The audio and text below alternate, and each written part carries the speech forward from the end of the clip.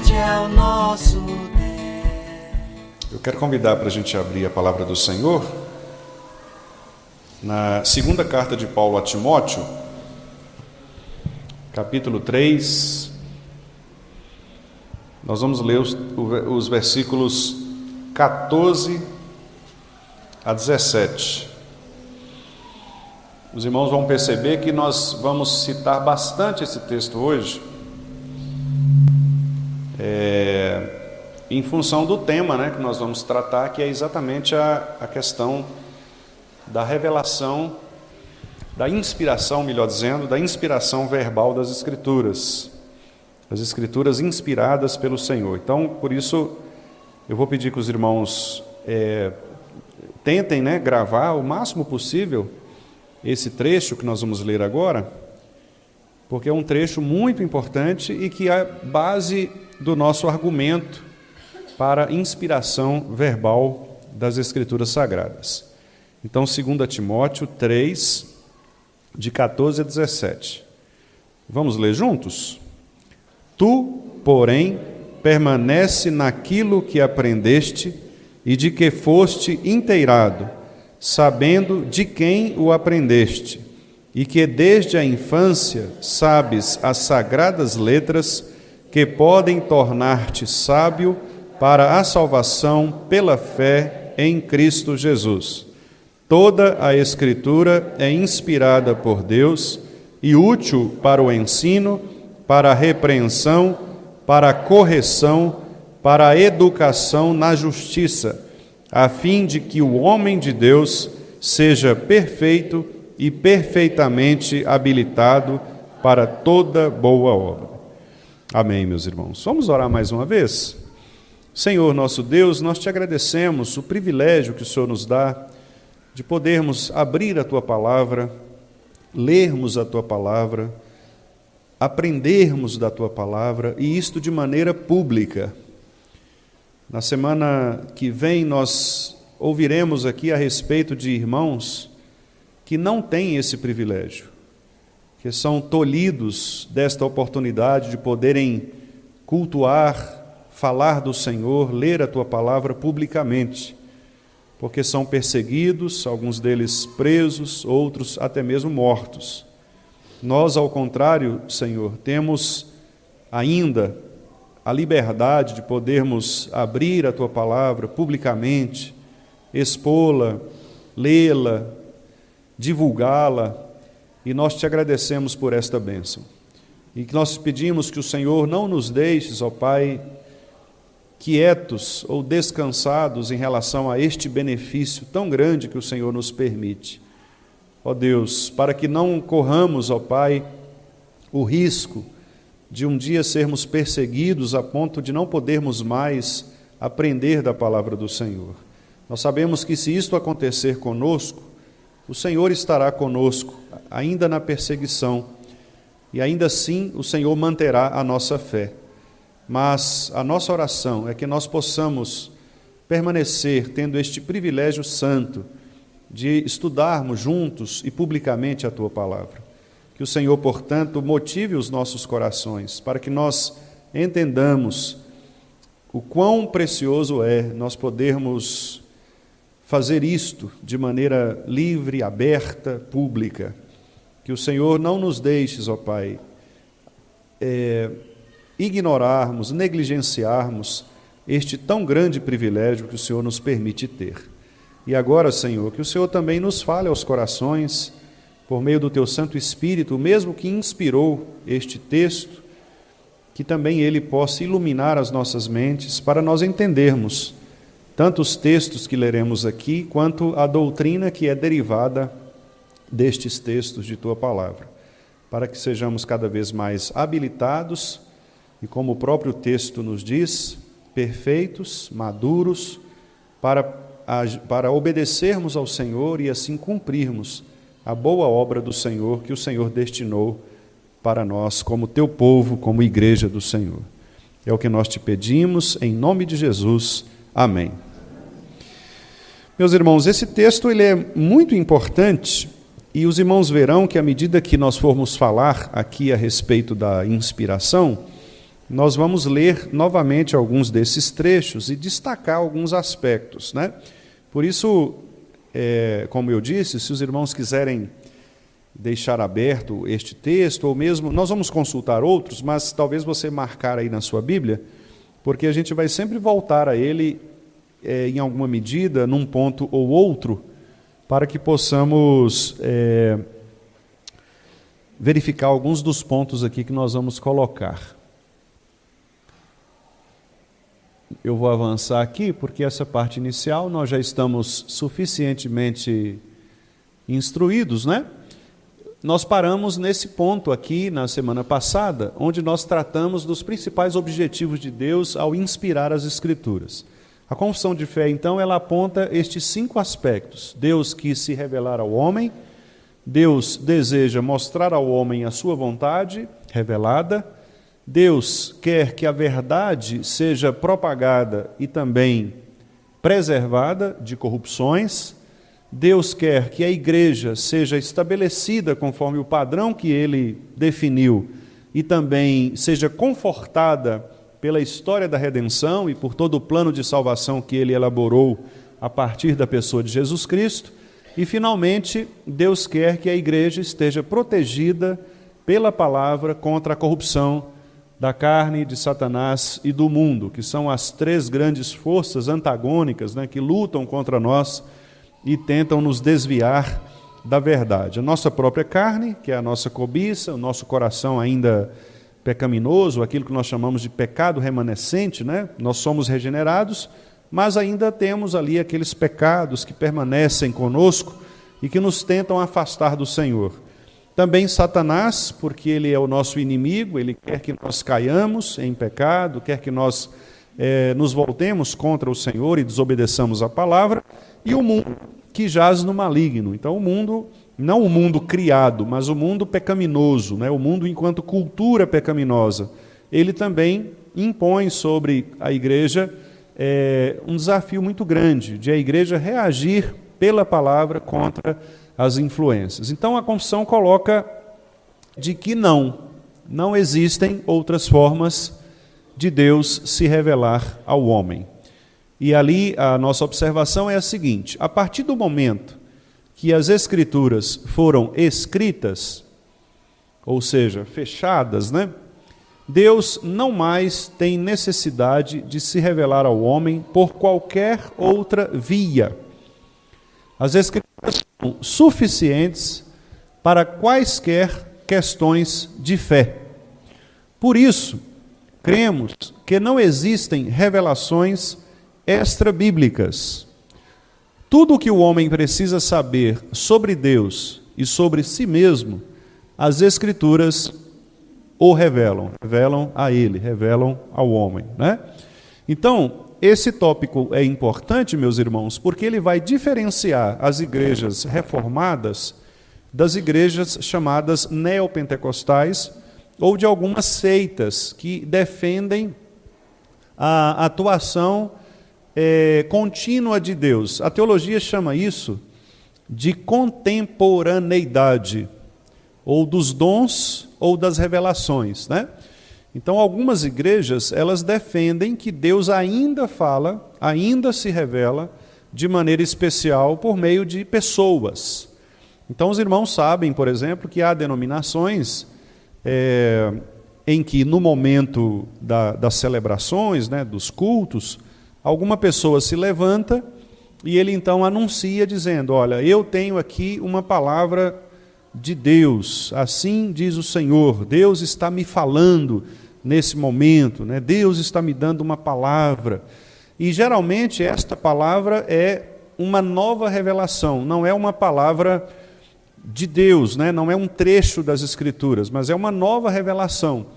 Como se, por exemplo, Deus, naquele momento, o Espírito Santo entrasse naquela pessoa e fizesse ela proferir uma nova verdade, além daquela que já está nas Escrituras Sagradas. Os reformados, eles entendem que todas as vezes que nós abrirmos a nossa boca e dissermos, assim diz o Senhor, nós temos que dizer o que a Bíblia está dizendo. Então eu posso dizer, irmãos, eu tenho uma palavra para a igreja, assim diz o Senhor, e aí eu posso citar um trecho da Escritura. Aí tudo bem, é o Senhor que está dizendo. Mas a partir do momento que eu digo, assim diz o Senhor, e eu trago uma palavra que não é uma palavra da Escritura, eu estou produzindo então uma nova revelação, e isso nós entendemos na nossa teologia que não é mais possível, não é mais necessário, porque Deus já revelou tudo aquilo que nós precisamos saber acerca dele, acerca de nós mesmos, acerca do seu plano de salvação, nas Escrituras, nas santas palavras que ele mesmo inspirou pelo Espírito Santo. Então, eu faço uma observação aqui, que é a seguinte: o que existe é a comunicação entre o nosso espírito e o Espírito Santo, que nos guia a toda a verdade. Isso Deus faz através de nossa comunhão com ele. Então, à medida que nós nos aproximamos dele com reverência, em oração, lendo a sua palavra, ele, por meio do seu Espírito, nos dá orientações sobre a maneira prudente e sábia de procedermos. As Escrituras respondem às nossas questões existenciais, ou seja, tudo o que precisamos saber sobre quem somos, o que fazemos aqui nesse mundo e para onde vamos, está na Bíblia. Por isso, ela deve ser regra de fé e prática. Não há motivos, portanto, para dúvidas ou desespero em relação a essas questões que envolvem a nossa vida comum, normal. Porque se temos as Escrituras, devemos crer nelas como a manifestação de todo o plano de Deus para nós. Então eu estou observando aqui o seguinte, que não é necessário ninguém mais trazer uma nova revelação fora da Bíblia, extra-bíblica, porque as Escrituras são suficientes, como nós veremos um pouco mais à frente também. Elas são suficientes para nos municiar, para nos dar tudo aquilo de que nós precisamos. Ela é a verdade de Deus. Então nós não precisamos de ninguém mais que se levante e diga, olha, eu tenho uma nova palavra para você. Não é necessário isso. Deus já falou tudo aquilo que nós precisamos ouvir nas Sagradas Escrituras. Então nós entendemos, os que defendem essa posição são chamados de cessacionistas, que é de cessar, de interromper. Então os cessacionistas são aqueles que entendem que não há mais revelações novas.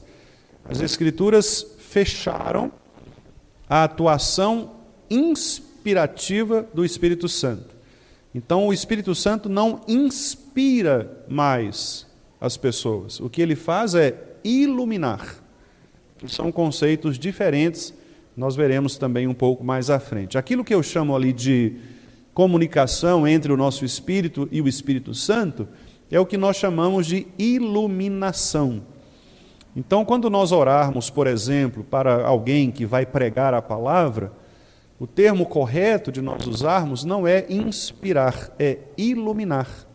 Senhor, ilumine o irmão fulano, a irmã fulana, para que ela possa, ou ele possa, trazer a palavra. Porque a inspiração é do texto que já está fechado, dos livros que compõem a palavra do Senhor. O Espírito não inspira mais, ele ilumina, ele clareia a nossa mente, ele traz luz, correto? Então é esse o papel do Espírito Santo nos dias de hoje. Não há mais revelações novas. O que há é uma iluminação para que nós possamos entender aquilo que ele já revelou no passado. Então esse é um ponto que encerra aquele primeiro aspecto, que é o aspecto exatamente do objetivo de Deus, né? de trazer as Escrituras. Aí agora a gente vai entrar, meus irmãos, num outro tópico, que é o seguinte: como foram escritas as Escrituras? Como foram escritas, né, as Escrituras? Aí, aqueles 2 parágrafos ali, eles são os parágrafos da confissão de fé. É o 2º e o 3º parágrafos do 1º capítulo, que é o capítulo que nós estamos estudando. Então, até aqui, né, nós estudamos o 1º parágrafo. Todo esse conteúdo que trata da revelação geral, da revelação especial, da razão por que Deus inspirou, é o 1º parágrafo. Agora nós vamos entrar no 2º e no 3º parágrafos, que tratam exatamente da maneira como as Escrituras foram escritas. Então, eu vou pedir aos irmãos para a gente ler juntos ali. Acredito que todos vão conseguir, né? Está um pouco pequeno, mas quem conseguir... Dá não, Nath?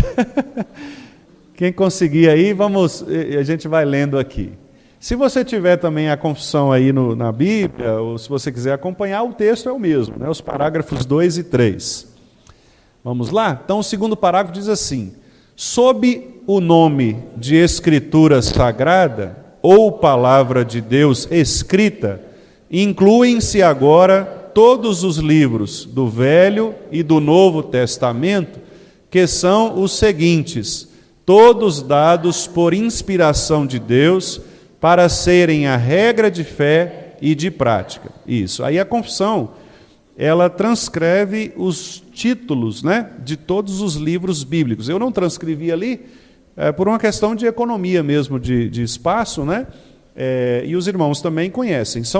Quando ele diz ali, são os seguintes, é porque logo abaixo vem os 66 livros, né, que compõem a Escritura Sagrada. Eu gostaria que nós lêssemos estes textos ali, que são mencionados pela confissão. Começando por Efésios 2:20.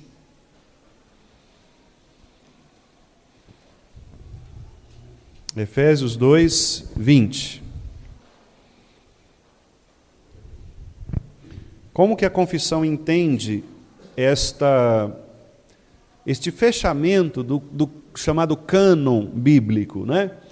Por que a confissão entende que esses livros agora são os livros dados por inspiração de Deus para serem nossa regra de fé e de prática? Veja aí, Efésios 2:20. Vamos ler juntos? Edificados sobre o fundamento dos apóstolos e profetas, sendo Ele mesmo, Cristo Jesus, a pedra angular. Então, por que esse texto é citado aqui? Porque Paulo está falando exatamente sobre onde a igreja deve fundamentar sua fé. Lembram lá atrás que a gente viu que um dos objetivos de Deus inspirar é estabelecer a igreja e confortar a igreja? Então, Paulo utiliza esse raciocínio aqui para dizer, observe que o versículo anterior, ele fala exatamente sobre a igreja. Assim, já não sois estrangeiros e peregrinos, mas concidadãos dos santos e sois da família de Deus. Essa família de Deus é a igreja, não é? Nós somos concidadãos, somos cidadãos que fomos reunidos numa só família para sermos chamados igreja do Senhor. E esta igreja, ela é edificada onde? Sobre o fundamento dos apóstolos e profetas. Então, quer dizer, Novo e Antigo Testamento, ok? Os profetas, para quem Deus falou no Antigo Testamento, e os apóstolos, para quem Cristo falou no Novo Testamento. E Cristo é a reunião de ambos, tanto do Antigo quanto do Novo Testamento. Ele é chamado aqui de pedra angular, é a pedra de esquina. Cristo Jesus, ele mesmo é o fundamento de todo o edifício, de toda a igreja. Então, Antigo e Novo Testamentos apontam para esta palavra revelada que é Jesus Cristo, o Verbo, a palavra que se fez carne e habitou entre nós. O segundo texto, Apocalipse 22, nós já temos lido aqui este texto algumas vezes, né? Quando as Escrituras nos instruem a não acrescentar nem retirar qualquer de suas partes, porque a revelação ela está completa e ela é dada por Deus, né? Razão pela qual nós não temos nenhuma autoridade para modificá-la. Vamos ler então aí para confirmar, né, esta nossa doutrina, Apocalipse 22, 18 e 19. Vamos ler juntos? Eu, a todo aquele que ouve as palavras da profecia deste livro, testifico. Se alguém lhes fizer qualquer acréscimo, Deus lhe acrescentará os flagelos escritos neste livro. E se alguém tirar qualquer coisa das palavras do livro desta profecia, Deus tirará a sua parte da árvore da vida, da cidade santa e das coisas que se acham escritas neste livro. Então, um texto também bastante forte, bastante significativo, que aponta para a severidade com a qual Deus trata sua revelação. Deus não permite que ela seja modificada, nem para mais, nem para menos, né? Portanto, por isso Paulo, quando falou aos presbíteros de Éfeso, né, ele disse, olha, eu vos ensinei todo o desígnio de Deus, né? Porque é muito importante que nós entendamos a Escritura como um todo, nem acrescentando aquilo que ela não diz, nem retirando aquilo que ela ordena dizer.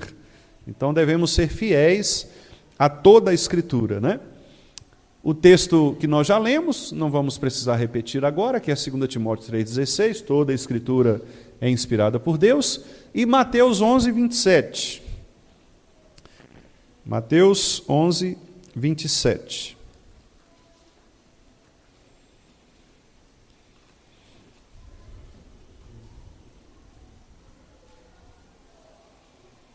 O próprio Senhor Jesus Cristo, ele está aqui num contexto de gratidão a Deus, porque no versículo 25 ele dá graças a Deus, dizendo que o Senhor, Pai do céu, o Senhor do céu e da terra, ocultou algumas coisas aos sábios e instruídos e revelou aos pequeninos. E ele diz, sim, ó Pai, porque assim foi do teu agrado. E aí o 27, vamos ler? Tudo me foi entregue por meu Pai. Ninguém conhece o Filho, senão o Pai, e ninguém conhece o Pai, senão o Filho, e aquele a quem o Filho o quiser revelar. Então aqui o entendimento, né, nas próprias palavras de Jesus Cristo, que ele de fato é o único caminho que nos revela o Pai. Então é impossível conhecermos a Deus fora da pessoa de Jesus Cristo. Cristo é o único que nos revela de maneira suficiente e completa quem Deus é. Por isso, a junção entre Antigo e Novo Testamento. Se nós lermos o Antigo Testamento sem relacioná-lo ao Novo, a nossa leitura será incompleta. Porque o Antigo Testamento, ele revela, como nós já falamos quando falamos de revelação especial, a revelação, meus irmãos, ela é progressiva. Então, desde o início das Escrituras, lá no Gênesis, Deus vem revelando progressivamente aspectos do seu plano. É como, imagine alguém contando uma história para você. A pessoa começa, era uma vez, né? E vai apresentando as personagens, apresentando os cenários, e isso vai sendo progressivo, até que ela chegue ao final da história, que é a conclusão. A mesma coisa é a Bíblia, é a revelação. A revelação ela é progressiva. Deus está narrando uma história, contando uma história, e ela chega então no ápice dessa história, que é a pessoa de Jesus Cristo, a encarnação do Verbo, é a revelação perfeita, e essa história vai para um final, que é a consumação, que é o Apocalipse, é o final de todas as coisas. Então as Escrituras elas não podem ser lidas de maneira fragmentária. Eu não posso pegar um texto, um livro bíblico, uma história bíblica, e interpretá-la fora de toda a Escritura. É como se você pegasse, por exemplo, um livro literário de Machado de Assis e você lesse só um capítulo do livro e ignorasse todos os demais capítulos. Obviamente você não vai ter a noção completa do que é o livro. Você pode saber parte da história, mas vão faltar pedaços importantes dessa história. Então, quando um pregador, por exemplo, ele pega um trecho das Escrituras e ele não conecta esse trecho com o que vem antes ou depois, no sentido da revelação progressiva, ele está privando o seu ouvinte exatamente de ter essa noção completa da revelação. Não é? Então, se eu prego no Antigo Testamento, mas eu não aponto Cristo ali, ou se eu vou para o Novo Testamento e desprezo o Antigo, eu não consigo vincular as coisas, né? Então, por isso a revelação ela é sempre progressiva numa história que é contada. Por isso Jesus diz, não adianta você querer buscar o Pai sem conhecer o Filho, nem o Filho sem o Pai, porque o Filho é quem vai revelar, né, o Pai a vocês. Por isso, então, A palavra de Deus escrita são estes livros que são considerados livros inspirados pelo Espírito Santo, do Senhor, dados por inspiração de Deus para serem a regra de fé e de prática.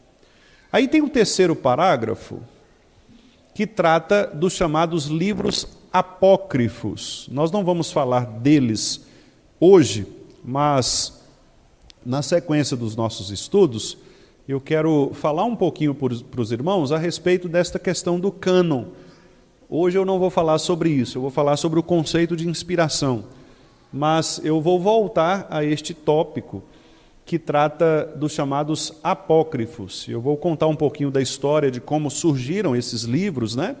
E por que eles não são considerados livros inspirados, embora possam até ser livros considerados importantes dentro do cenário histórico.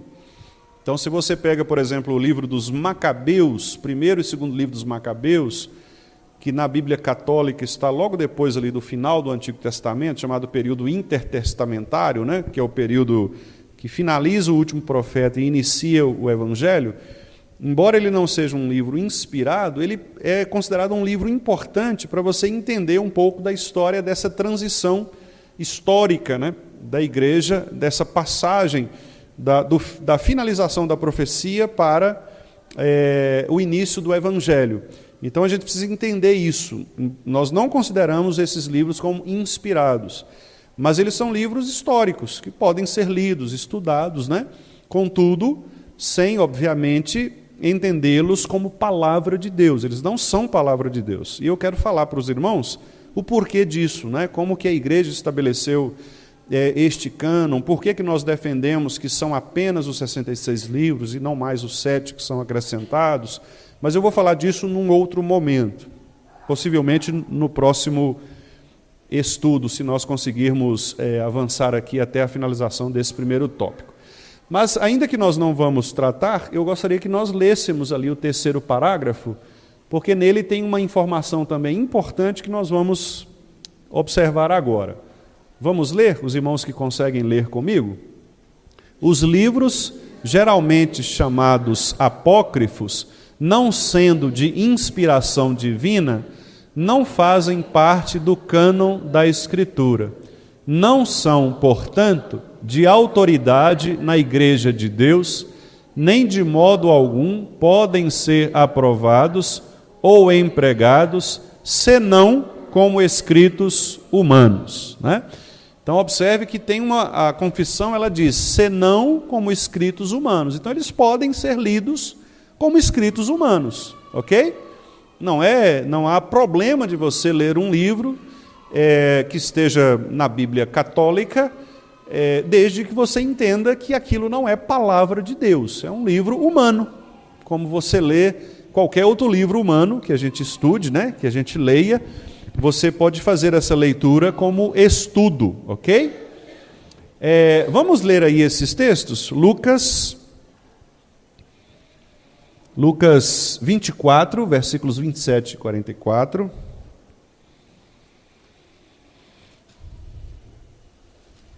Aqui é o trecho em que Jesus está já ressuscitado, né?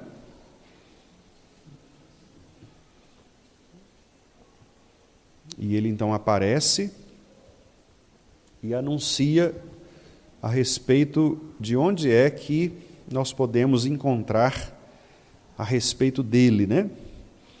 Vamos ver o 27, Lucas 24, 27. Vamos ler.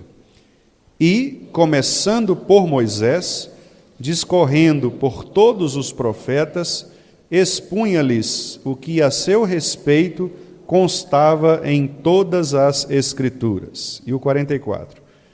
A seguir, Jesus lhes disse: são estas as palavras que eu vos falei, estando ainda convosco.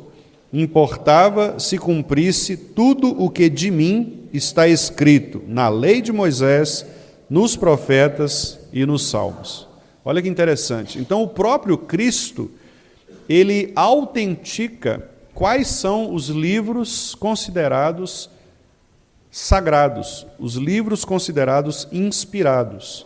Então, aqui Jesus menciona os profetas e aí quando a gente falar do cânon, os irmãos vão entender isso aqui melhor, porque o cânon do Antigo Testamento hebraico, ele tem uma formatação um pouco diferente da nossa ordem, como ela é distribuída nas nossas Bíblias, mas ela é dividida exatamente nessas três porções, né?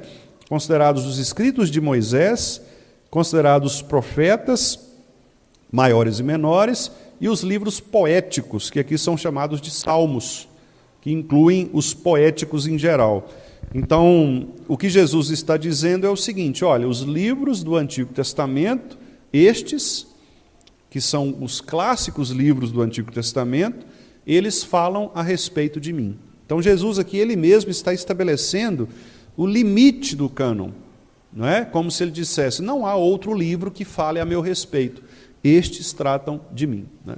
Então, esse é um ponto importante, porque o próprio Jesus limita a abrangência, né, do cânon das Escrituras. Romanos, capítulo 3, versículo 2. Paulo aqui, falando sobre os judeus, Paulo, que era um exímio conhecedor da lei, ele diz aqui, né, Romanos 3, 2, ele pergunta, né, qual é a vantagem do judeu? O judeu tem alguma vantagem? Porque talvez alguém dissesse, agora com o cristianismo, o judaísmo perdeu a sua vantagem, né?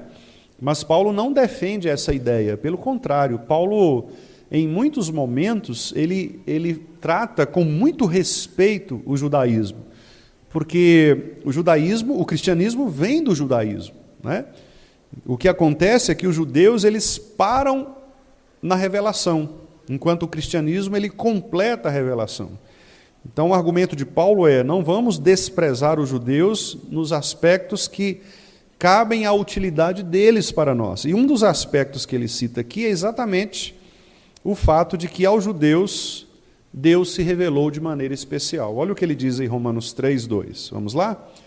Muita, sob todos os aspectos, principalmente porque aos judeus foram confiados os oráculos de Deus. Então, observe que Paulo aqui está dizendo que a escritura judaica é inspirada por Deus. Percebe? A palavra oráculos aqui é uma palavra importante, ela significa exatamente a revelação veterotestamentária, quer dizer, a maneira como Deus se revelava aos profetas do Antigo Testamento. Então, em outras palavras, o que Paulo quer dizer é o seguinte, olha, a escritura judaica, o texto hebraico é um texto inspirado por Deus. Ele é confiável. Deus escolheu o povo judeu e os textos judaicos, estes que nós temos, que nós lemos nas sinagogas, né, como sendo palavra de Deus. Jesus, por exemplo, ele ia à sinagoga, Paulo ia à sinagoga, né, e eles liam as escrituras do Antigo Testamento. Então, esta é uma prova de que tanto Cristo quanto os apóstolos atestaram, testificaram as escrituras sagradas do Antigo Testamento, utilizadas pelos hebreus. E, finalmente, irmãos, segunda carta de Pedro, 1:21, um texto bastante rico também. Naquele dia em que o irmão Talmai esteve aqui pela manhã, ele fez uma exposição muito profunda, né, nesse texto, os irmãos devem se lembrar, porque é um texto bastante rico em relação a esta ideia revelacional. 2 de Pedro 1:21. Vamos ler do 19 ao 21, porque aí o sentido fica mais completo. Vamos lá? Temos assim tanto mais confirmada a palavra profética, e fazeis bem em atendê-la, como a uma candeia que brilha em lugar tenebroso, até que o dia clareie e a estrela da alva nasça em vosso coração, sabendo primeiramente isto, que nenhuma profecia da Escritura provém de particular elucidação, porque nunca jamais qualquer profecia foi dada por vontade humana. Entretanto, homens santos falaram da parte de Deus, movidos pelo Espírito Santo. Veja que riqueza, né?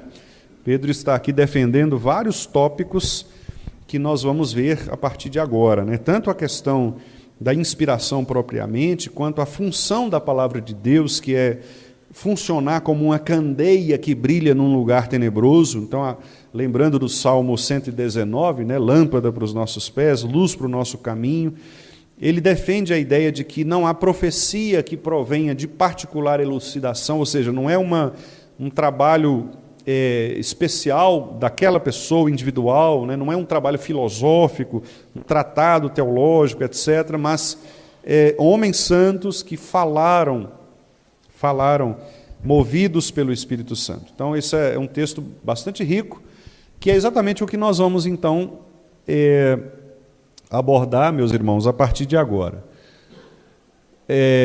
O que é a inspiração das Escrituras, né? Então, eu começo aqui com esse conceito, citando um teólogo reformado, o pastor Joel Bick, em que ele resume a inspiração da seguinte maneira: a inspiração é a obra do Espírito Santo para produzir a Bíblia por meio de autores humanos, sendo ela a palavra de Deus de modo tão certo como o sopro da nossa boca produz nossas palavras.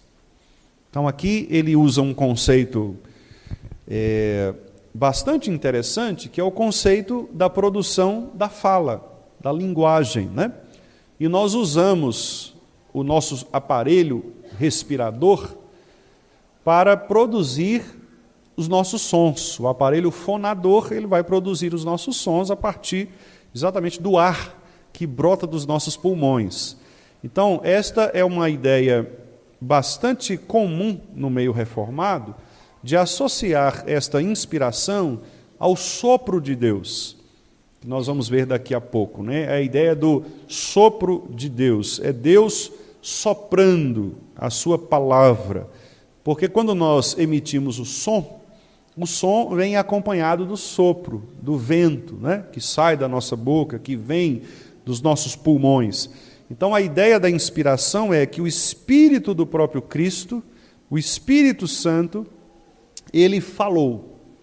Esta é a ideia inicial de inspiração. É o sopro de Deus, a boca de Deus, que produz suas palavras santas. E aí o que nós temos, inclusive mencionado no texto de Pedro, que nós acabamos de ler, é exatamente isto, que o Espírito de Deus falou a homens santos. Nós acabamos de ver aqui, quando Pedro diz: entretanto, homens santos falaram da parte de Deus, movidos pelo Espírito Santo. Então, o texto de Hebreus 1, de 1 a 4, é aquele texto no qual nós sabemos, né, quando o escritor diz que antes Deus falava aos pais por meio dos profetas. Hoje, ele nos fala por meio do Filho. Então, ali nós percebemos que o Espírito Santo, ele falava a homens santos, né? E estes homens santos foram, então, movidos pelo Espírito Santo de Deus para que as suas palavras fossem palavras de Deus.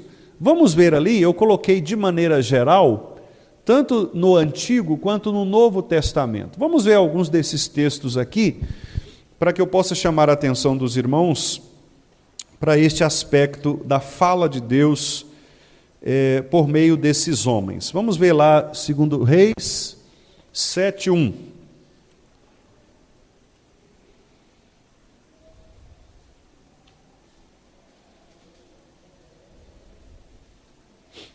Segundo livro dos Reis, capítulo 7, versículo 1.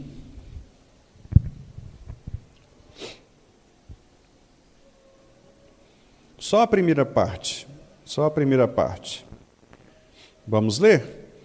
Então disse Eliseu: ouvi a palavra do Senhor, assim diz o Senhor. Então, chamar a atenção para esse aspecto de que o profeta, ele sabe que o que ele produz é a palavra de Deus. E aqui aparece, palavra do Senhor, assim diz o Senhor. Então, Deus falava por meio desses homens. Segundo Crônicas 18, 18.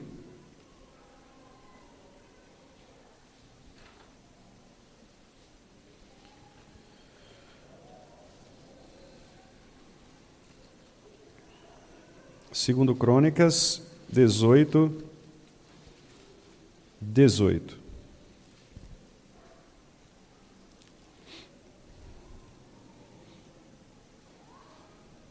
Também aqui, Micaías, profeta do Senhor. Vamos ler também só a primeira parte, né? É suficiente. Vamos lá? Micaías prosseguiu: ouvi, pois, a palavra do Senhor. Então, novamente, o profeta entendendo que a sua produção verbal não era própria, mas era Deus falando por meio dele. Segundo Reis, de novo, agora capítulo 20, versículo 16.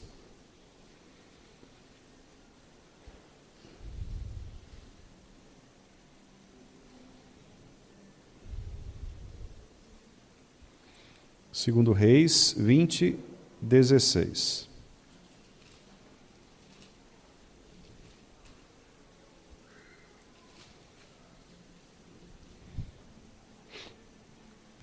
Vamos lá. Então disse Isaías a Ezequias: ouve a palavra do Senhor. O profeta entendendo a palavra como sendo de Deus. Vamos ver Isaías 39, 5. E depois nós vamos lá para o Novo Testamento. Isaías 39, 5.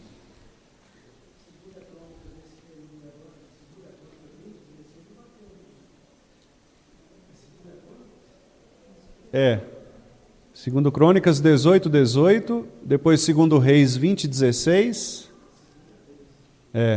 E agora Isaías 39, 5. Isaías 39, 5. Vamos lá? Então disse Isaías a Ezequias: ouve a palavra do Senhor dos Exércitos.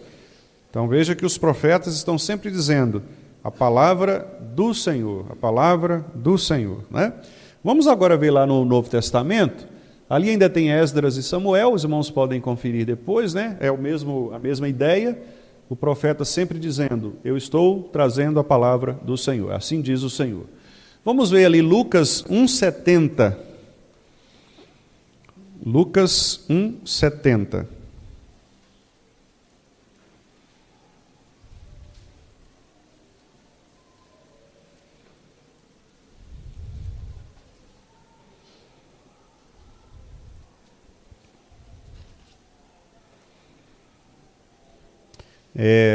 Aqui é o profeta Zacarias, né? Ele profetizou a respeito do seu filho, né? E aqui ele diz o seguinte, no 70, vamos lá? Como prometera desde a antiguidade por boca dos seus santos profetas. Está vendo?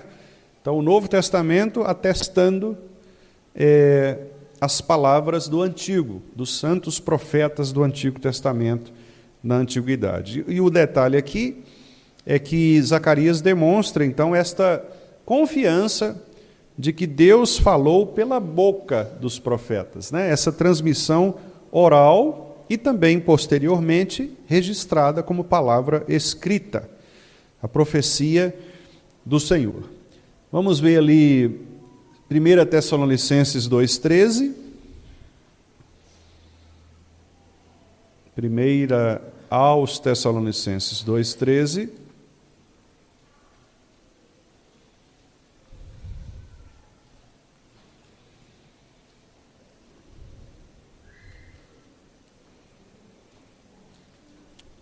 Paulo está falando aqui sobre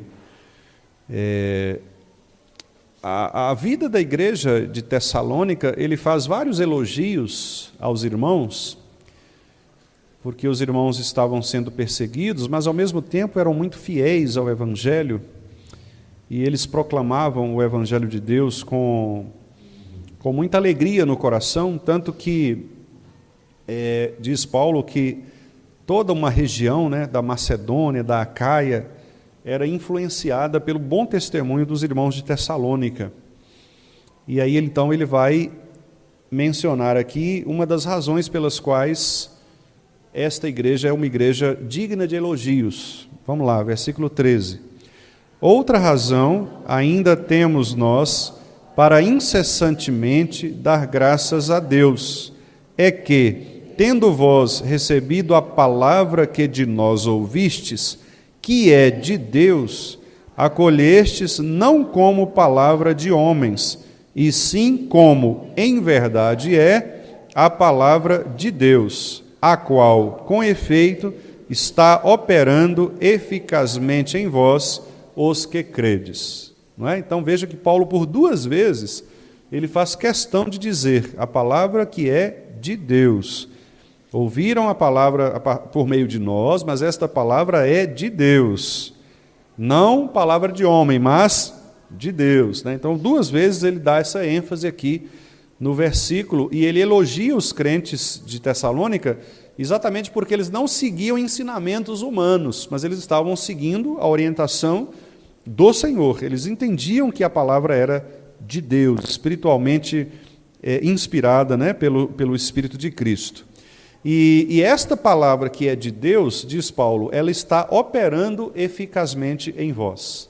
Então observe que o crescimento de Tessalônica e o bom testemunho que a igreja dá nas regiões da Macedônia e Acaia tem a ver exatamente com esta vida de fidelidade desta igreja à palavra que é de Deus. Né? Lá no versículo 5 do capítulo 1, não está ali, mas vale a pena a gente citar, aí mesmo, né? Capítulo 1, versículo 5, Paulo fala assim: porque o nosso evangelho não chegou até vós tão somente em palavra, mas sobretudo em poder, no Espírito Santo e em plena convicção. Está vendo? Então Paulo atribui a pregação do Evangelho, a pregação da palavra, ao poder do Espírito Santo, que atua na palavra e pela palavra. Depois, no versículo 6, ele fala: com efeito vos tornastes imitadores nossos e do Senhor, tendo recebido a palavra. E aí no finalzinho, com a alegria do Espírito Santo. Então observe que sempre Paulo associa a palavra ao Espírito, de maneira que o Espírito Santo ele não fala fora da palavra, ele fala na palavra. Mais uma razão pela qual nós não cremos em novas revelações do Espírito. A revelação espiritual é aquela que o próprio Espírito produziu na palavra, e ao usarmos a palavra é que o Espírito vai falar especialmente às pessoas. Por isso que nas igrejas reformadas, meus irmãos, a palavra é sempre o centro, porque ela é a voz de Deus. É ela que instrui, que consola, que corrige, que educa, conforme o texto de Timóteo, né, que nós temos aqui fundamentado. E nós cremos que o Espírito fala na palavra e pela palavra. Então isso é muito importante. O testemunho de Paulo aqui é fundamental para a gente compreender isto, né? Que Deus, pelo seu Espírito, falou a estes homens sua palavra. Vamos ver Atos 21:11, para a gente então finalmente confirmar, né, esta doutrina de que Deus fala por meio de homens santos, por meio do seu Santo Espírito. Atos 21:11. Paulo está aqui, o texto já está chegando naquela parte final, né, das viagens missionárias, e aí o versículo, vamos ler os versículos 10 e 11, fica também, o contexto fica melhor, né? Vamos lá. Demorando-nos ali alguns dias, desceu da Judéia um profeta chamado Ágabo, e vindo ter conosco, tomando o cinto de Paulo, ligando com ele os próprios pés e mãos, declarou: isto diz o Espírito Santo. Assim os judeus em Jerusalém farão ao dono deste cinto e o entregarão nas mãos dos gentios. Então observe que aqui, também a Ágabo sendo utilizado, sendo usado por Deus aqui como instrumento de uma pregação, de uma profecia verdadeira, ele faz questão de dizer: assim diz o Espírito, isto diz o Espírito Santo. Então isso fica muito evidente, irmãos, porque nenhum profeta genuíno fala de si próprio, fala a partir de si mesmo. Por isso que eu tenho dito aos irmãos que nós devemos ter bastante atenção, bastante cuidado com o ensino na igreja, para que a gente saiba diferenciar o que é um ensino que pode ser confirmado pelas Escrituras e o que é uma opinião pessoal. Porque opinião pessoal todos nós temos, e não é errado que as tenhamos. Mas aquele que se propõe a ensinar a palavra, ele precisa partir da palavra.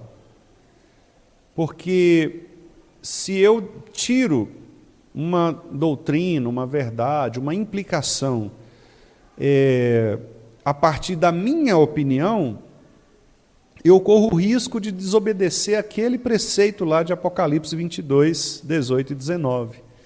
Então os irmãos imaginam como que é grave e como que é séria esta responsabilidade que nós que ensinamos temos em relação à palavra de Deus.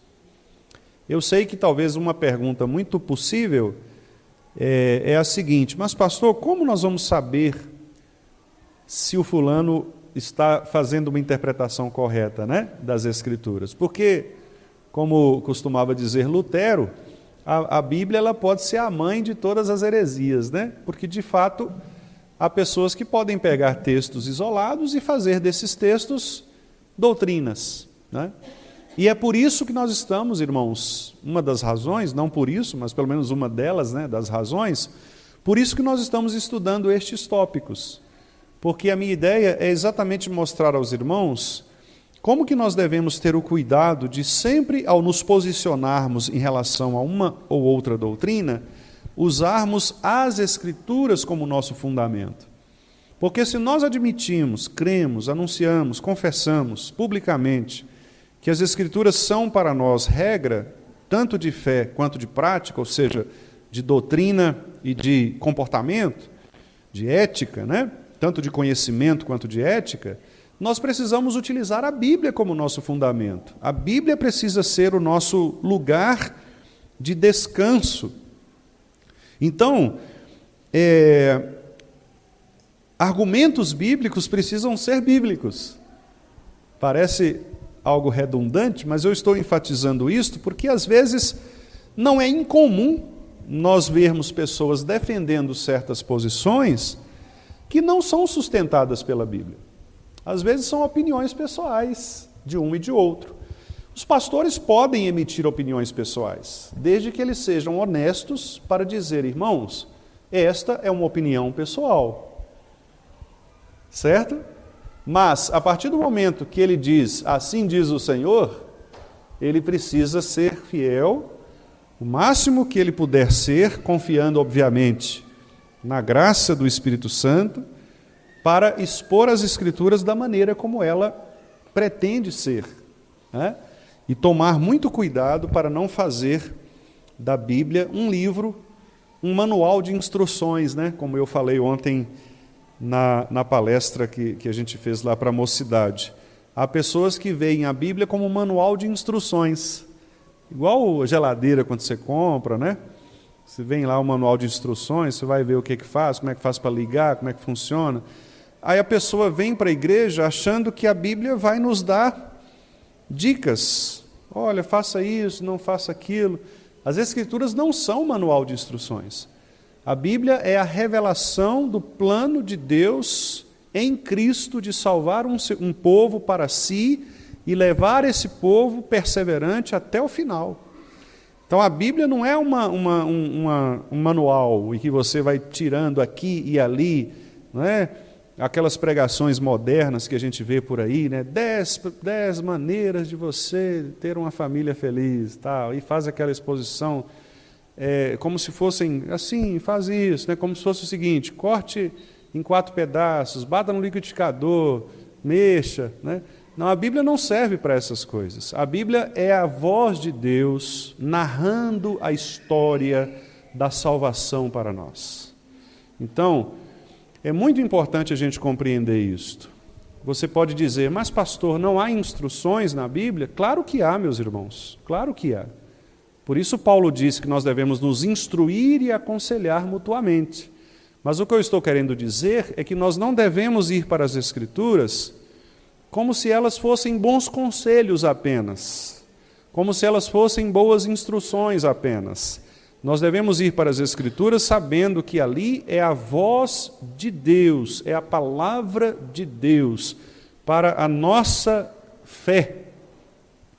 É aquilo que ele diz a respeito de si e o que ele requer do seu povo. Não é isso que nós vimos lá na pergunta número 6 do Catecismo Maior? O que as Escrituras principalmente ensinam? As Escrituras principalmente ensinam quem é Deus, o que Ele é, quantas pessoas há na divindade e o que Ele requer de nós. É isso que as Escrituras ensinam, né? Então nós devemos ir para a Bíblia com esta certeza de que nós vamos encontrar Deus em Cristo e saber o que Ele requer de nós. É o reflexo do nosso Senhor dizendo, é isto que eu quero para a minha igreja. Então essa postura de reconhecer a palavra como sendo verdadeiramente espiritual, a voz de Deus para o seu povo, ela é extremamente significativa, meus irmãos. Então, nós chegamos aqui, né, à palavra escrita de Deus. Até aqui, até antes, nós vimos um aspecto mais geral, por isso que eu escrevi ali, de maneira geral, porque ali eu estou dando a ideia de que Deus falava, inclusive, oralmente, os profetas falavam oralmente. Mas agora eu quero dar ênfase à ordem de Deus dada aos profetas para que eles escrevessem. Então, não apenas a transmissão oral da vontade de Deus, mas agora a transmissão escrita. Porque esse é o ponto, né? Esse é o ponto que nós estamos defendendo. Por que escritura? Por que escrever? Então, nós vamos ver agora Deus falando diretamente aos profetas o seguinte: escreva. Eu quero que você escreve. Não fica só na oralidade, na transmissão oral. Eu quero que você escreva aquilo que eu vou dizer. Vamos ver então? No Antigo Testamento, nós temos exemplos, tanto do Antigo quanto do Novo, né? Vamos ver alguns textos, não precisamos ler todos, porque todos eles têm o mesmo sentido, né? A mesma ideia. Vamos começar pela primeira vez que aparece, que é exatamente Êxodo, capítulo 17, versículo 14, porque ali nós temos a ordem de Deus para o primeiro escritor dos livros bíblicos, que é Moisés. Moisés é o grande profeta do Antigo Testamento, né? O grande profeta do Antigo Testamento. E ali em Êxodo 17, 14,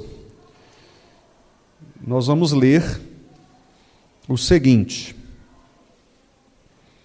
Vamos lá? Êxodo 17, 14. Então disse o Senhor a Moisés: escreve isto para memória num livro e repete-o a Josué, porque eu hei de riscar totalmente a memória de Amaleque de debaixo do céu. Então aqui Moisés fez questão de registrar a ordem de Deus de que ele, Moisés, escrevesse. E veja que interessante, irmãos. Moisés diz, escreva isto para memória, num livro. aquele ditado latino que eu tenho citado aqui algumas vezes, né? As palavras voam, mas a escrita permanece. Então esta é a ideia. Deus está dizendo, escreve para a memória. Escreve para a memória. Isso é um método pedagógico, não é? Os pedagogos dizem, escreve. Na minha época, a gente fazia ditado. O professor de português falava assim, carro, escrevia. Rua, escrevia. Né? Hoje a pedagogia moderna fala, não, não serve muito para muita coisa. A Bíblia está dizendo que serve. Escrever serve para memorizar. Né? Então, quer memorizar mais? Escreva. Inclusive o sermão, o estudo, né? Escreva, porque você memoriza. Essa é uma técnica importante. Deus está dizendo para Moisés, escreva para a memória de Josué, né? Repete isso a Josué. A partir daqui, meus irmãos, a gente vai ver que tudo o que acontece é exatamente a repetição daquilo que está sendo escrito, né, por Moisés. Vamos ver aqui ainda Êxodo 24:4. Êxodo 24:4.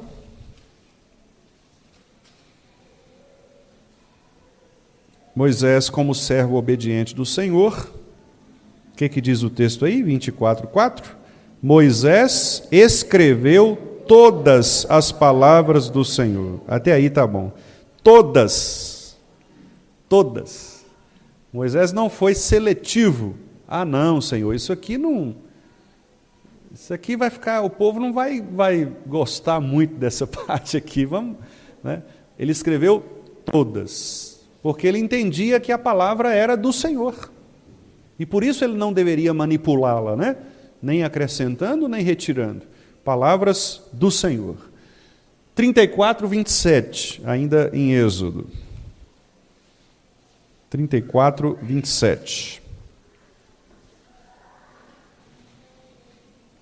Aqui é uma repetição, parte de repetição de alguns dos mandamentos. E aí ele diz assim, né? Vamos lá? 34:27. Disse mais o Senhor a Moisés: escreve estas palavras, porque segundo o teor destas palavras fiz aliança contigo e com Israel. Esse texto é fantástico, porque há um detalhe nele. Observe que Deus manda escrever estas, não quaisquer palavras, estas palavras, ou seja, ele é bastante restritivo, e aí ele traz uma informação importantíssima. Ele diz assim, segundo o teor destas palavras é que eu fiz aliança.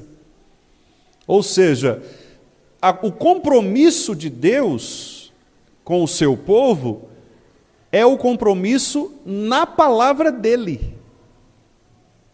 Deus não é fiel com as nossas ideias. Ele é fiel com a palavra dele. Certo? Então, às vezes, nós criamos promessas para nós mesmos e falamos assim, não, Deus é fiel, Ele vai te dar isso, vai te dar aquilo. Não, Deus não me prometeu nada além daquilo que está nas Escrituras. Ele é fiel para com a sua palavra, é segundo o teor da sua palavra que Ele fez aliança conosco. Então, tudo aquilo que Deus prometeu na sua palavra, Ele vai cumprir. Mas o que Ele não prometeu na sua palavra, Ele não tem compromisso de cumprir. Ele pode até fazer, se quiser. Mas Ele não é obrigado a fazer. Ele só é obrigado a fazer aquilo que Ele próprio se obrigou a fazer. Porque Deus é livre para escolher aquilo que lhe obriga. E na sua liberdade, Ele escolheu limitar-se, por assim dizer, dentro da sua palavra. Então ele diz, eu vou cumprir aquilo que eu prometi. Todo o meu propósito se cumprirá. Então este é um aspecto importante da fidelidade de Deus. Deus não é fiel aos meus compromissos, Deus é fiel à palavra dele. Se ele prometeu, ele vai cumprir. Na palavra. Então esse texto é muito importante, grava ele aí, grifa, passa, marca texto, põe papelzinho, porque é um texto importantíssimo no nosso contexto, segundo o teor destas palavras. Vamos ver, meus irmãos, no Novo Testamento, aqueles demais do Antigo seguem a mesma linha, né? Sempre Deus dizendo, escreve isto. E ele vai repetir em Deuteronômio, que é a repetição da lei, depois também lá em Josué, quando Josué assume a liderança do povo, Josué vai dizer, olha, eu estou seguindo aquilo que foi escrito por Moisés. Então sempre a ideia de uma progressão daquilo que havia sido escrito, né? Nada, nenhuma invenção nova, mas sempre assim diz o Senhor, escreveu, vamos cumprir, conforme Moisés escreveu. A partir daqui Moisés passa a ser o testemunho escrito da vontade de Deus. Vamos ver só aquele último ali, porque eu acho que é importante os irmãos entenderem na Bíblia aqui o que eu estou dizendo. Vamos ver 2 Crônicas 34, 21. 2 Crônicas 34, 21.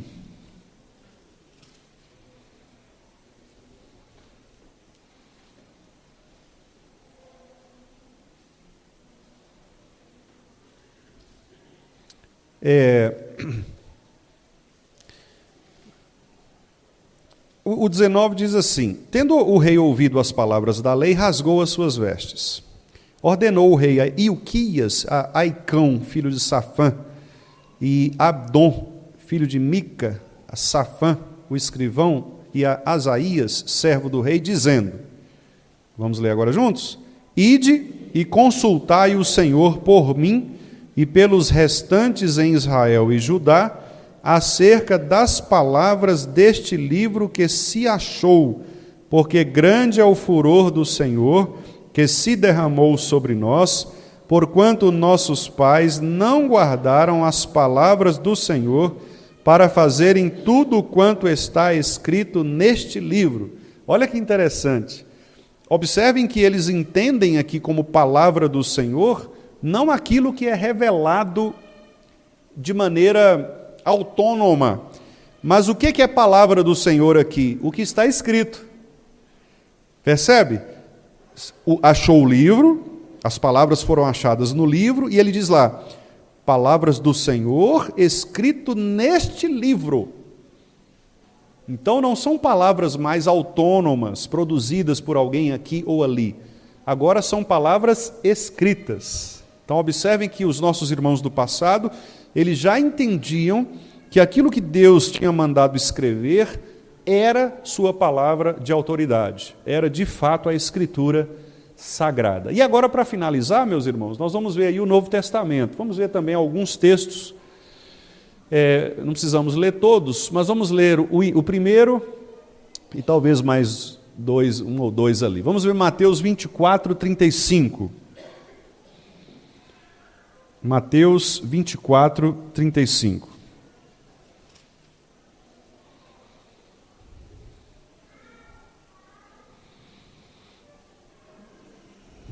Texto bastante conhecido nosso também, né? Vamos lá? Passará o céu e a terra, porém as minhas palavras não passarão. Então aqui a ideia de Jesus Cristo, né, reivindicando para si a autoridade da Escritura do Antigo Testamento. As minhas palavras não passarão. Quais palavras são essas, né? Se os irmãos forem... deixe-me só conferir aqui. Isso, em Mateus 5,18, né? Jesus, no Sermão do Monte, é onde aparece a primeira vez desse texto. Se os irmãos quiserem abrir, né? Mateus 5, 17 e 18, Jesus fala assim, não penseis que vim revogar a lei ou os profetas. Não vim para revogar, vim para cumprir. Porque em verdade vos digo, até que o céu e a terra passem, nem um i ou um tio jamais passará da lei, até que tudo se cumpra, né? Então esse é um trecho também importante, porque Jesus está atestando a lei, e quando ele fala lei aqui, ele está se referindo especialmente a Moisés e os profetas, né? E aí ele diz, eu não vim modificar isto que está escrito, pelo contrário, eu vim cumprir isto que está escrito. Então ele autentica a autoridade veterotestamentária, e ele diz, não vamos nem acrescentar nem tirar, eu vim cumprir, né? Então isso é importante também. Vamos ver ali Atos 3, 22 e 23, porque nesse texto a gente tem uma referência também ao Antigo Testamento. Atos 3, 22 e 23.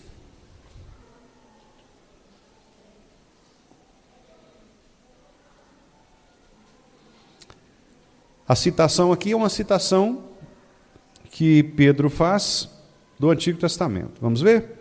Disse, na verdade, Moisés: o Senhor Deus vos suscitará dentre vossos irmãos um profeta semelhante a mim. A ele ouvireis em tudo quanto vos disser. Acontecerá que toda alma que não ouvir a esse profeta será exterminada do meio do povo. Então Pedro usa aqui a palavra do Antigo Testamento, né? E finalmente, irmãos, vamos ver ali 2 Tessalonicenses 3, 14 e 15. E assim a gente encerra o nosso estudo de hoje. 2 aos Tessalonicenses 3, 14 e 15.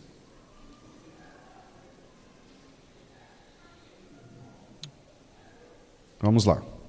Caso alguém não preste obediência à nossa palavra dada por esta epístola, notai-o, nem vos associeis com ele, para que fique envergonhado.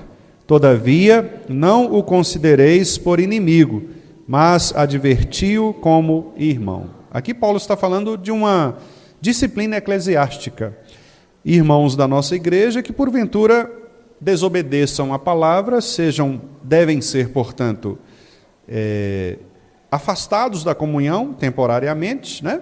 Quando Paulo fala que não vos associeis com ele, não é que Paulo não queira que nós conversemos com essa pessoa. O que Paulo está dizendo aqui é que nós não devemos manter a mesma comunhão com esta pessoa, o que significa retirar dele alguns privilégios dessa comunhão dos santos, como, por exemplo, a participação na ceia do Senhor. Então nós não comemos com essa pessoa, nós não nos associamos com ele, para que ele fique envergonhado do seu pecado e seja restaurado. Por isso Paulo fala, não trate essa pessoa como inimiga, ela não é sua inimiga, mas você deve advertir a essa pessoa como irmão em Cristo, de maneira que ele possa, ao ser corrigido, voltar à comunhão com a igreja do Senhor. Mas o ponto aqui é, caso alguém não preste obediência à nossa palavra, dada por esta epístola. Então observe que é o texto escrito, né? O texto escrito. Então, meus irmãos, eu finalizo aqui nesta manhã, reforçando, portanto, né, o que nós vimos, que é exatamente, primeiro, Deus fez com que as Escrituras fossem escritas com o objetivo exatamente de falar a seu povo por meio de homens santos, desde o Antigo Testamento, e ordenou que esta palavra fosse escrita, exatamente para que nós conservássemos na memória quem Deus é, quem nós somos e o que Ele requer de nós. Então é muito importante que nós entendamos a palavra do Senhor escrita como, de fato e verdadeiramente, a única regra de fé e de prática, tanto para a igreja como corpo, quanto para nós individualmente. Na sequência, se Deus nos permitir, nós entraremos nos demais aspectos, né? Falaremos sobre a inspiração verbal, o que isso significa, vamos ver a extensão, o significado disso, né? E algumas das implicações dessa inspiração para o povo de Deus, né, e para nós também, como crentes individualmente.